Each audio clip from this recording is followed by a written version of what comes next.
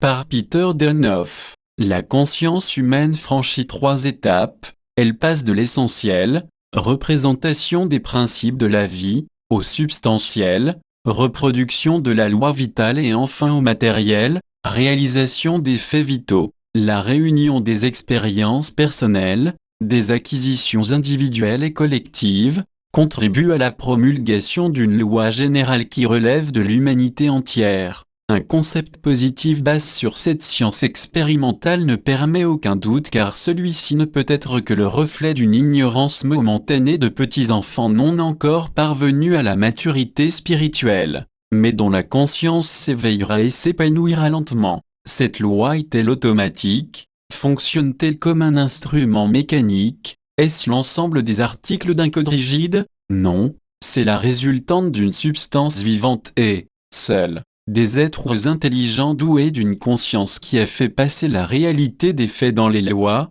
peuvent être soumis à ces lois. À l'heure actuelle, quelle est la tâche qui semble la plus importante à nos contemporains? C'était l'acquisition de la fortune. Tous les peuples aspirent à une vie matérielle assurée et améliorée, d'où la lutte économique mondiale. Cependant, la conscience humaine passe du matériel au substantiel, autrement dit la conscience collective s'éveille. Jusqu'ici l'humanité avait vécu, comme les animaux, dans la subconscience collective, mais elle comprend maintenant la nécessité de la solidarité humaine et l'idée de la conscience collective s'est épanouie. Autrefois, chaque homme se repliait sur soi-même, vivait pour soi-même et cherchait le salut pour soi-même. Aujourd'hui, l'humanité entière est soulevée par une force intérieure qui la pousse non seulement à l'amélioration d'une catégorie sociale, mais de toutes les classes de la société. Il y a des centaines de millions d'années, la Terre ressemblait à un paradis dans lequel la végétation était luxuriante. Les arbres fruitiers croissaient en abondance et les hommes ne se nourrissaient que de fruits. Mais survint une période glaciaire,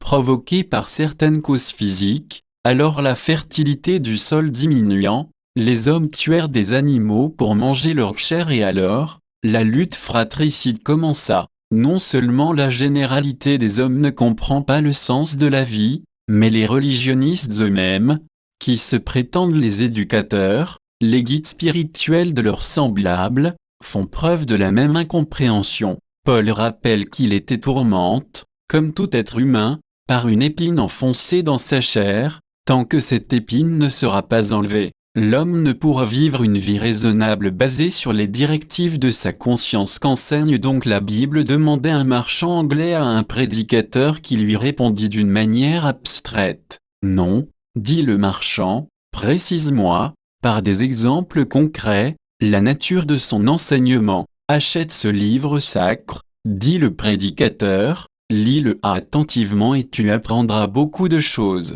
Le marchand lut attentivement l'Ancien et le Nouveau Testament, il s'aperçut, après leur lecture, que ses affaires périclitaient. Alors, il jeta la Bible au feu. Or, un petit morceau détache d'un feuillet sur lequel étaient écrits ces 3 mots splendides: Dieu est amour, fut épargné par la flamme. La chrétienté contemporaine n'a-t-elle pas dénaturé ce Dieu de miséricorde? Et pourtant est l'amour divin et seul capable d'unir l'humanité et de lui permettre de vivre en paix dans une ambiance fraternelle. Gouvernants et gouvernés, quelle que soit leur situation sociale et pécuniaire, doivent vivre selon la loi d'amour enseignée et vécue par le Christ. L'idéal, c'est de parvenir à la fraternité des cœurs et des richesses par l'écoute de la conscience, hors de toute violence et de toute contrainte. L'homme est-il immortel? Existe-t-il une autre vie que la vie terrestre? Quelle est la vraie religion? Question souvent posée,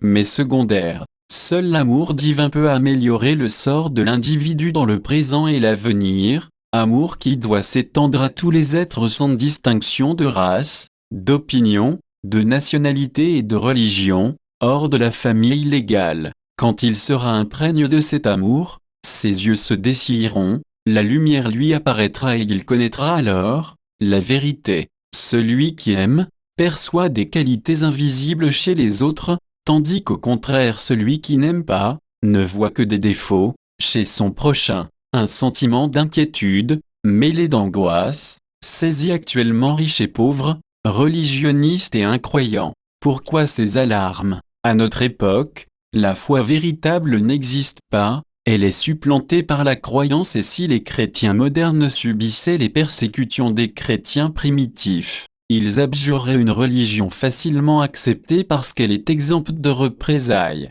Or, la foi, comme le caractère, s'éprouve dans l'épreuve, et se manifeste par le sacrifice et le don de soi. Qu'est-il préférable, le bien de l'individu, de la nation ou de l'humanité? Tout ce bien s'incorpore de l'individu à la nation, de la nation à l'humanité comme par un phénomène d'osmose. L'individu n'est-il pas un maillon de la chaîne qui relie tous les êtres d'une même nation, et cette chaîne n'est-elle pas reliée, elle-même, à toutes les chaînes des nations pour ne former qu'une seule chaîne d'amour, qui englobe l'humanité tout entière? L'homme peut être considéré comme un pépin, la nation comme la croissance de ce pépin et l'humanité comme l'arbre issu de ce pépin, avec ses rameaux, ses fleurs et ses fruits. L'homme est donc un facteur indispensable au développement de l'humanité. Si les créatures considéraient le Créateur comme un Dieu d'amour, ils vivraient constamment dans le paradis. Le paradis est aussi un état intérieur. L'homme n'est rien par lui-même, il ne peut connaître le bonheur que par Dieu. Les formes extérieures des êtres humains ne sont pas définitives, elles sont inachevées. Chaque être n'apparaît pas sur la terre pour la première fois, il a un long passe derrière lui, et un avenir radieux l'attend, et s'il réalise la loi des amours. Quand il est parvenu au stade de l'amour universel, il remplit les conditions de la vie véritable et ses activités altruistes concourent au bonheur collectif. Sur le blog de Francesca, http://erosdelaterre.blogpo.fr/retranscription des livres de Peter Donoff.